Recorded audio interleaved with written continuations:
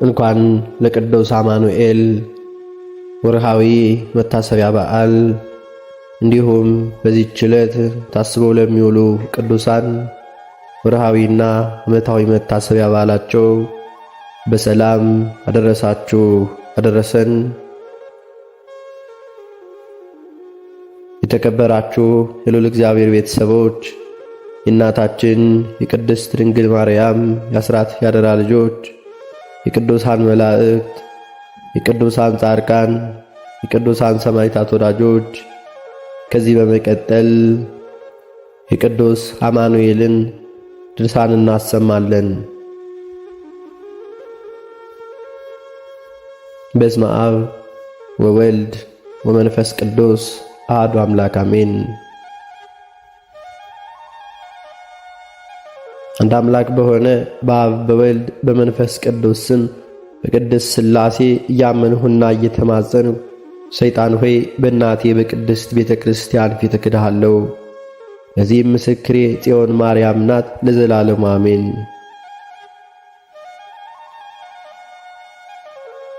ዳግመኛ በድንጋሌ ሕሊና በድንጋሌ ሥጋ ትምት ከምትሆን ቅድስት ድንግል ማርያም መወለዱን ይናገራል። ከመቤታችንም ማኅተመ ድንግልናዋን ሳይለውጥ ድንቅ በሆነ ልደት ተወለደ። ነቢዩ ሕዝቅኤል አይቶ እንዲህ ብሎም ተናገረ። እግዚአብሔር ይህች ደጃፍ ተዘግታ ትኖራለች፣ አትከፈትም፣ ወደ እርሷም የሚገባ የለም። የእስራኤል አምላክ እግዚአብሔር ሳይከፍታት ገብቶ ሳይከፍታትም ይወጣል እንጂ አለኝ። ደጅም የተባለች የፀሐይ መውጫ ማርያም ናት። ስለዚህ ሁላችሁ አሕዛብ ስሙ፣ መንደር መስረታችሁ በዓለም ላይ የምትኖሩ ባለጸጎች ድሆችም የአዳም ልጆች ሁላችሁ አድምጡ። የሕያው የእግዚአብሔር ልጅ ሰው የሆነ የድንግል ማርያምን ልጅ ልደቱን የማያምኑትን ከሃዲያንን ሁሉ ትዘልፋቸው ዘንድ ኦሪትና ነቢያት እንዳሳፈረቻቸው ሐሰትንም የተመሉ አይሁድ ግን ያሳሳቹ ጋኔን ልጆች ናቸውና ላይና ታች ይናገራሉ። እናንተ የክርስቲያን ወገኖች ግን የአሸናፊው የእግዚአብሔር ልጆች ናችሁ። እናታችሁም አንዲት ሙሽራ ነች። ይህችሁም ሥጋ መለኮትን የምትመግባችሁ ለመመለኮትን የምታጠጣችሁ ቅድስት ቤተ ክርስቲያን ናት። በጽኑ ኃይሉ በጽኑ እንዲሁም በልዑል ሥልጣኑ እግዚአብሔር እኔንና እናንተን ከዲያብሎስ መጠመድ ይጠብቀንና ሁላችንም ስለ ቅዱስ ሥጋውና ስለ ክቡር ደሙ ብሎ ነው። ለዘላለሙ አሜን። ይሁንም ይደረግም።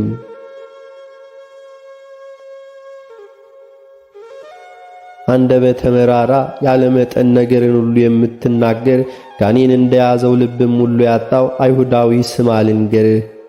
የሴቶችና የወንዶች ጠንቋዮች ማኅበርተኞች ነ። ስትገባም ስትወጣም ከእርሱም ጋር ትተባበራለህ። በጥፋት ሥራ ሁሉ ከእርሱ ጋር አንድ ሆነን እኔንና ልጆችን በዘመኑ ሁሉ ጠብቁኝ ትላቸዋለህ። ያለ ነጻነትም ሁሉ ኑ ይገዙልሃል። ጥንቆላቸውንም ሁሉ ትተው የኃያሉን ጌታ ያመልኩ ዘንድ አስተምራቸውም። ኦሪት ግን ከአስማተኛ ጋርም የሚኖር በእንስሳትም የሚሰስን ቅጣቱ ሞት ነው እንዲሁም ትላለችና ለእግዚአብሔር ሳይሆን ለጣዖት የሚሰዋ ሁሉ ይገደል ትላለች። አንተ ግን በአፍህ እኔ በኦሪት ሕግ እኖራለሁ ሕገ ኦሪትንም ሁሉ አስተምራለሁ ትላለህ። ነገር ግን የሕገ ኦሪት አፍራሽ አንተ አይደለህምን? አሁንም ዳግመኛ በኦሪት ዘዳግም እንዲህ አለ።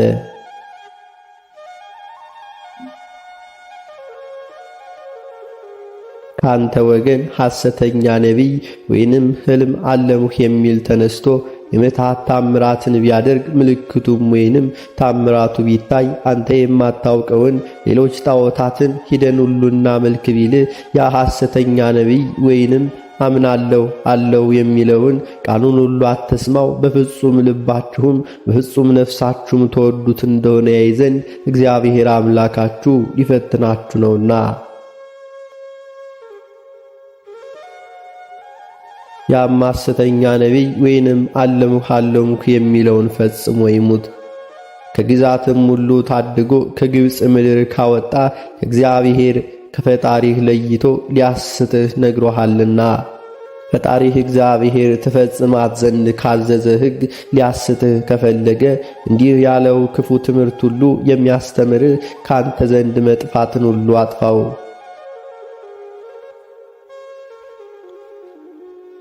የአባት ወይንም የእናት ልጅ ወንድም ወይንም ወንድ ልጅ ወይንም ሴት ልጅ ወይንም ባጠገብህ የምትተኛ ሚስት ወይንም እንደ ራስ አድርገህ የምትወደው ወዳጅ በዙሪያው ካሉ አሕዛብ አማልክት አንተንና አባቶችህን የማታውቀውን የባዕድ አምልኮና በስውር ሄደን እናምልክ ብሎ ቢማልድህ አትስማው።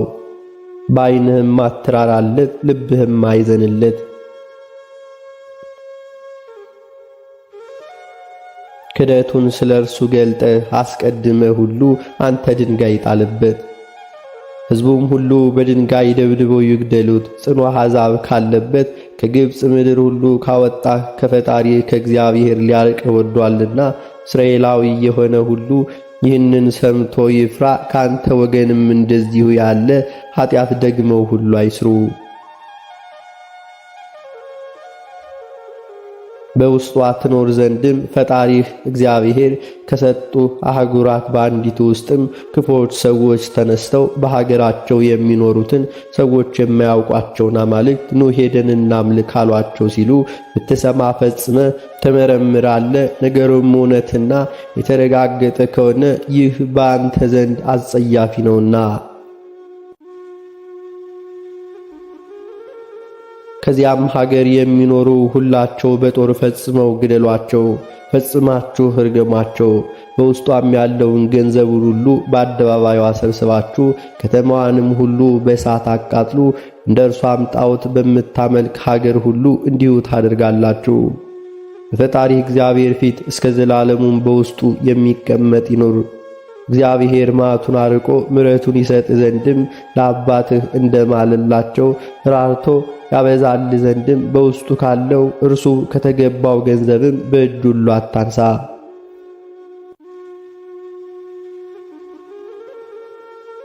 አይሁዳዊ ሆይ ከእግዚአብሔር አብ የተወለደውን የክርስቶስን ቀዳማዊ ልደቱን የሶሎሞንን ርግብ ከተባለች ከመቤታችን ከቅድስት ድንግል ማርያም የተወለደውን ሁለተኛ ልደቱን ለምን ትክዳለ? በጉባኤው ማኅበር መልካም አንዲት ቃል ሁሉ መመለስ አትችልም።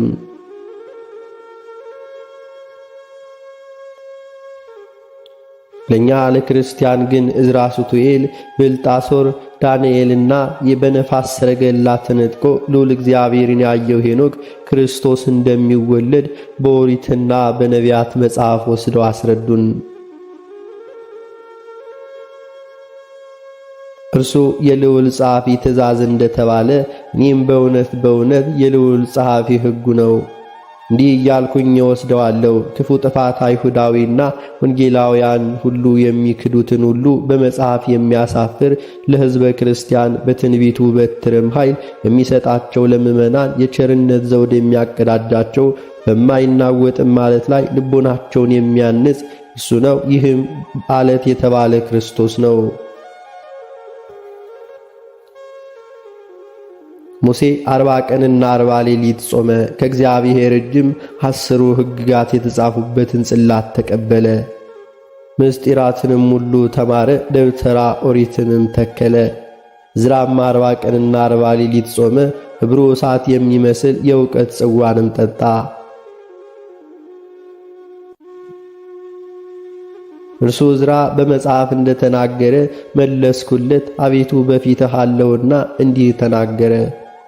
ዛሬ ወደ አሉት ሕዝቦች ሁሉ ዘዘኝ፣ እነሆ ሄጄ አስተምራለሁ። ይወለዱም ዘንድ ወደ ኋላቸው ሕዝብም ሄደ፣ እንዲህም ማንን ሁሉ ያስተምራቸዋል። ለዘላለሙም በድንቁርና ይኖራሉና ዕውቀትም የላቸውምና ሕገ ኦሪትህ ተቃጥላለችና የሠራኸውን ሕግንም የሚያውቁ የለምና ለወደፊቱም የሚያደርገውን የሚያውቅ የለምና። ዓለም በውስጡ ያለው ሁሉ እንዴት እንደተፈጠረ በሕገ ኦሪትህ የነበረውን ሁሉ ከመጀመሪያው እስከ መጨረሻው እጽፋለሁ። ሰው ሁሉ የሕይወት መንገድ ያገኝ ዘንድም በፊትህ ባለሟልነትን ካገኘሁስ ቅዱስ መንፈስህን በእኔ ላይ አሳድር። መለሰልኝ እንዲህም አለኝ፣ ሄደህ ወገኖችህ ሰብስባቸው፣ እስከ 30 ቀንም ሁሉ እንዳይፈልጉ ንገራቸው። አንተ ግን ብዙ ሰሌዳዎችን ሁሉ አዘጋጅ፣ ካንተም ጋር ሶርያና ደርቢያ ሰላሞያንንም ኤልቃናን አሴንን ውሰዳቸው። ጽሕፈትንም የማያውቁ ናቸውና ለዚህም 5 ሰዎች ካንተ ጋር ይዘ ወደ እኔ ትመጣለህ። እኔም የእውቀት ፋና በልብ ውስጥ ሁሉ አበራለሁ። ትጽፈው ዘንድም ያለህን ጽፈ እስከምትፈጽም ድረስ አትጠፋም።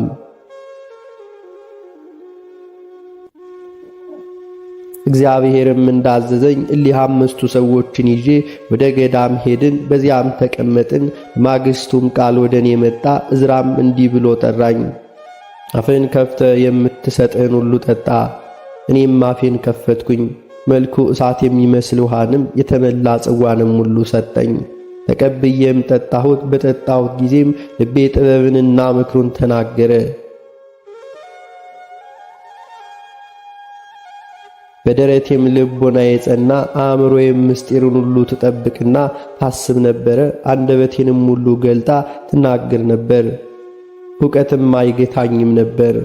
ልዑልም ለእነዚያ ለ5ቱ ጥበብን ገለጸላቸው። አያውቁትም የነበረውን ታምራት ሁሉ እንደ ቅደም ተከተሉ ጻፉ። 30 ቀንም በዚያ በገዳም ውስጥ ተቀመጡ። የነሱ ቀን ግን ሁሉ ሲጻፍ እየዋለ ማታ ሁሉ ይመገቡ ነበር። እኔ ግን ቀን ለእነርሱ እየነገርሁ እጽፍ ነበረ፣ ሌሊትም ዝም አልልም ነበር። በሊያም 40 ቀናት 24 መጽሐፍ ሁሉ ተጻፉ።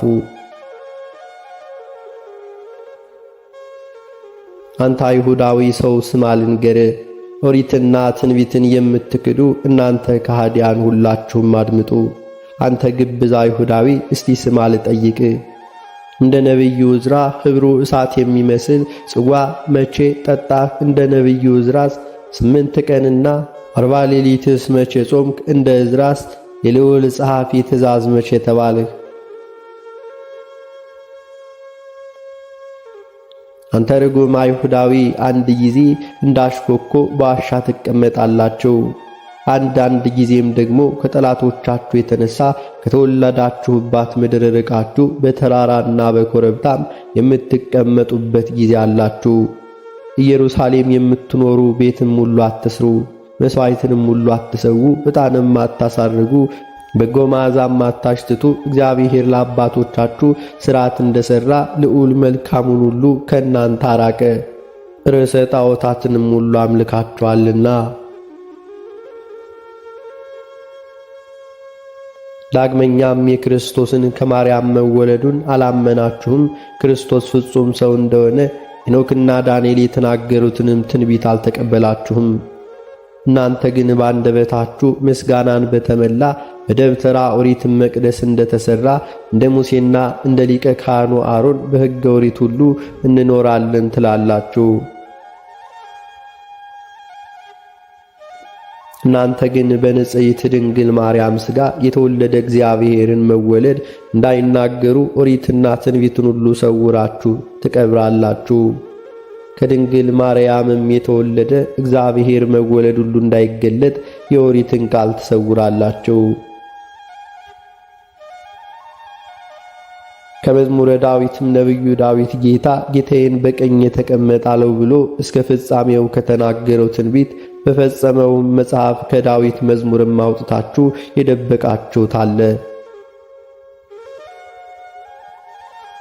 የተናገረውን ትንቢት ሰው ሁሉ አንብቦ በወልደ እግዚአብሔር እንዳያምን የሶሎሞንንም መጽሐፍ ጥበብ አውጥታችሁ ሰወራችሁ ቀበራችሁም አለ።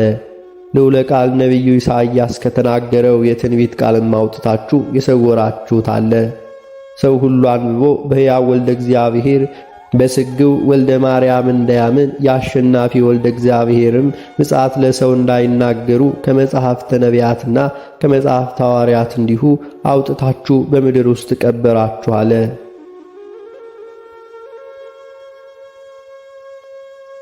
አንተ የተረገምክ አይሁዳዊ ኃጢአት ሁሉ እንዳትሠራ በደልም ሁሉ እንዲጠፋ አበሳም እንዲደመሰስ አመፃም ሁሉ እንድትወገድ እንደዚሁም የዘላለም ሕይወት እንድትመጣ የነቢያት ትንቢት ሁሉ እንዲፈጸም ለነቢዩ ዳንኤል ቅዱስ ገብርኤል የነገረውን የክርስቶስን ዓመተ ሥጋዌ በዘመነ ሥጋዌ የሚሆነውን ሁሉ ስማይ ልንገርህ።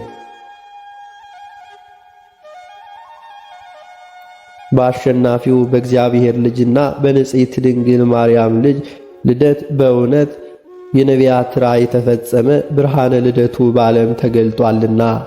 በእውነት የነቢያት ራእይ ሁሉ ደረሰ፣ የነቢያትም ትንቢት ሁሉ ተፈጸመ። የሄኖክና የዳንኤል ትንቢታቸው ቀጠሮ በተፈጸመ ጊዜ ወልደ አብ መጥቶ ከመቤታችን ሰው ሆኗል።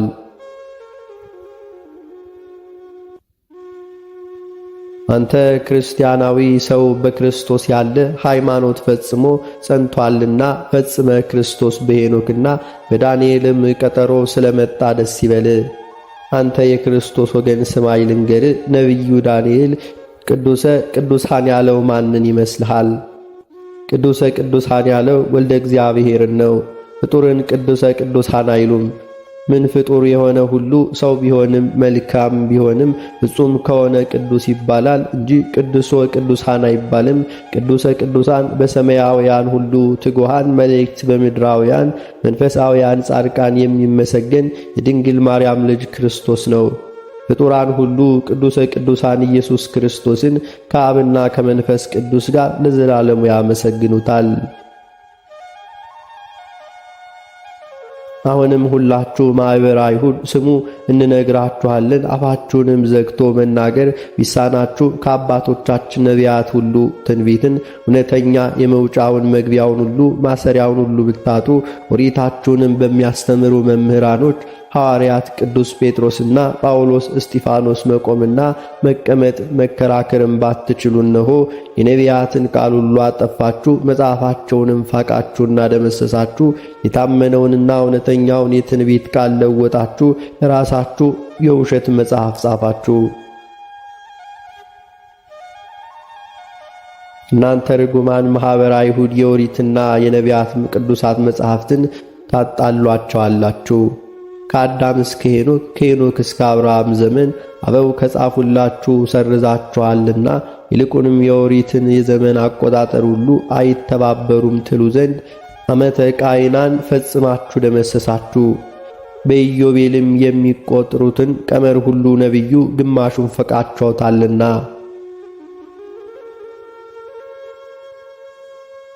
እናንተ የአጋንንት ተባባሪዎች ክፎች ተኩላዎች ይሁን ሁሉም የአመፃ ሥራ የሚሰሩ የዋሃን ምዕመናን ሁሉ እየነጠቃችሁ ወደ ክህደት ጉድጓድ ተወረውሯቸው ዘንድ ነው። መድኃኒት በሆነች በክርስቶስ ልደት እንዲያምኑ የቀደሙ የነቢያት ቃላትን ሁሉ እያስተባበላችሁ በክርስቶስ ያመንን እኛ ግን ከእናንተ ተንኰል አሸናፊው እግዚአብሔር ይጠብቀን።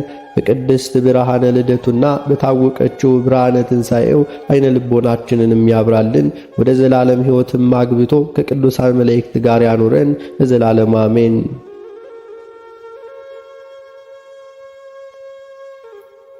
አባታችን ሆይ በሰማያት የምትኖር፣ ስምህ ይቀደስ፣ መንግሥትህ ትምጣ፣ ፈቃድህ በሰማይ እንደሆነች እንዲሁም በምድር ትሁን። የዕለት እንጀራችንን ስጠን ዛሬ፣ በደላችንንም ይቅር በለን እኛም የበደሉንን ይቅር እንደምንል። አቤቱ ወደ ፈተናም አታግባን ከክፉ ሁሉ አድነን እንጂ መንግሥት ያንተ ናትና፣ ኃይል፣ ክብር፣ ምስጋና ለዘላለሙ አሜን። እመቤታችን ቅድስት ድንግል ማርያም ሆይ በመልአኩ በቅዱስ ገብርኤል ሰላምታ ሰላም እንልሻለን። በሐሳብሽ ድንግል ነሽ፣ በሥጋሽም ድንግል ነሽ። አሸናፊ እግዚአብሔር እናት ሆይ ሰላምታ አንቺ ይገባሻል። ከሴቶች ሁሉ ተለይተሽ አንቺ የተባረክሽ ነሽ፣ የማኅፀንሽ ፍሬ የተባረከ ነው። ጸጋን የተመላሽ ቅድስት ሆይ ደስ ይበልሽ፣ ልዑል እግዚአብሔር ከአንቺ ጋር ነውና ከተወደደው ልጅሽ ከጌታችን ከመድኃኒታችን ከኢየሱስ ክርስቶስ ዘንድ ይቅርታና ምሕረቱን ለምኝልን ኃጢአታችንንም ያስተሰርይልን ዘንድ ለዘላለሙ አሜን።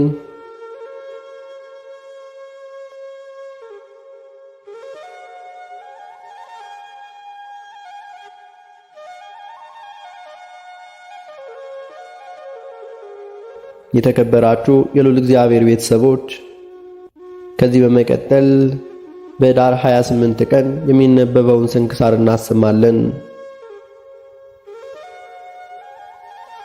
በስመ አብ ወወልድ ወመንፈስ ቅዱስ አሐዱ አምላክ አሜን። አንድ አምላክ በሚሆን በአብ በወልድ በመንፈስ ቅዱስ ስም ኅዳር 28 በዚህች ቀን የሀገሬ ኒቅዮስ ኤጲስቆጶስ ቅዱስ ሰርባሞን በሰማዕትነት አረፈ።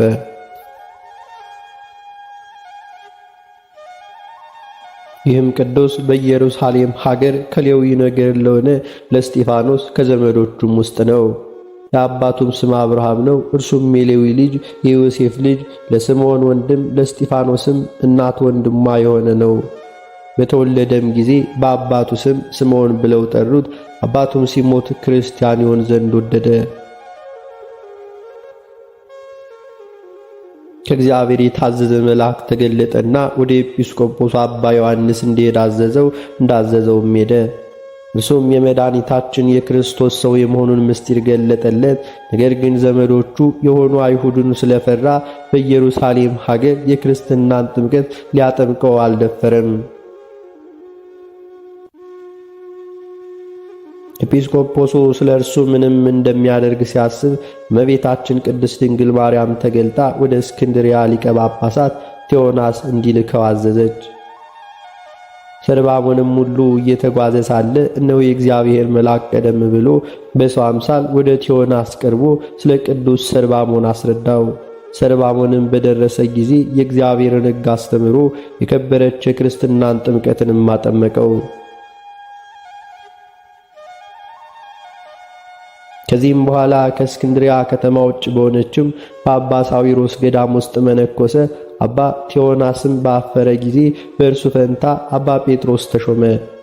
ያን ጊዜ መልእክተኞች ልኮ ይህንን አባ ሰርባሞንን ወደ እርሱ አስመጥቶ በሊቀ ጵጵስና ሥራ እንዲራዳው አደረገ። ከዚህም በኋላ ኒቅዮስ ለሚባል አገር ኤጲስቆጶስነት ሾመው። ብዙ አብያተ ክርስቲያናትም በእርሱ ደስ አላቸው። እግዚአብሔር በእጆቹ ድንቆች ታምራትን አደረገ። በአገሩም አቅራቢያ ሰዎች የሚያመልኳቸው የጣዖታት ቤቶችም ነበሩ። አጠፋቸው ዘንድም እግዚአብሔርን ለመነው። በዚያን ጊዜ ምድር አፏን ከፍታ አወጣቻቸውና በቦታቸውም ላይ ሆነው በዚያ ሸፈኗቸው። እግዚአብሔርም ከአገረ ስብከቱ ጣዖት ሁሉ ደመሰሰ።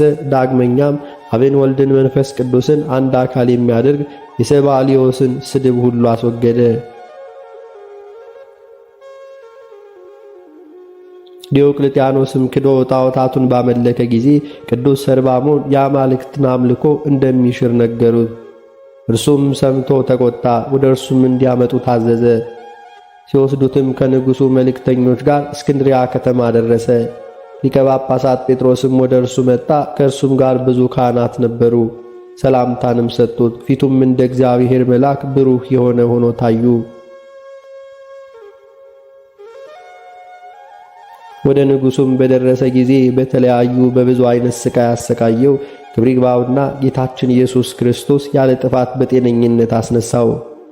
ይህንንም ድንቅ ሥራ አይተው ክብር ይግባውና በጌታችን ኢየሱስ ክርስቶስ ብዙዎች አመኑ። ሕዝቡ ሁሉ በእርሱ ምክንያት በጌታችን እንዳያምኑ ንጉሡ ፈርቶ የእንዴናው ገዥ አርያኖስ ወዳለበት ወደ ላይኛው ግብጽ ሰደደው። በዚያም እንዲያሰቃዩና ራሱንም በሰይፍ እንዲቆረጥ በዚያም ወቅት መኮንኑ አርያኖስም ለኒቅዮስ ከተማ ወደ አቅራቢያው በመርከቡም ውስጥ ነበረ። መርከቢቱም ቆመች። ከቦታዋም ሊያንቀሳቅሷት አልተቻላቸውም። ቅዱስ ሰርባሞንንም ሁሉ አውጥተው ከሀገሩ ደቡብ ወደ ሆነ ቦታ ወስደው በዚያ ዘንድ ራሱን በሰይፍ ቆረጡ። ምዕመናንም መጥተው ሥጋውን ወስደው በክብር ገነዙትና በቤተ ክርስቲያን ውስጥም አኖሩት። ከሥጋውም ድንቆች ታምራት ሆኑ። ለእግዚአብሔር ምስጋና ይሁን። እኛንም በዚህ አባት ጸሎት ይማረን፣ በረከቱም ከኛ ጋር ትኑር ለዘላለሙ አሜን። በዚህችም ቀን በኢትዮጵያ ምድር በደብረ ቁንጽል ተጋድሎን የፈጸመ አባ ሊቃኖስ አረፈ። በረከቱም ከኛ ጋር ትኑር ለዘላለሙ አሜን። አነሳስቶ ላስጀመረን አስጀምሮ ላስፈጸመን ለጌታችን ለአምላካችን ለመድኃኒታችን ለኢየሱስ ክርስቶስ ክብርና ምስጋና ይገባል፣ ዛሬም ዘወትርም ለዘላለሙ አሜን።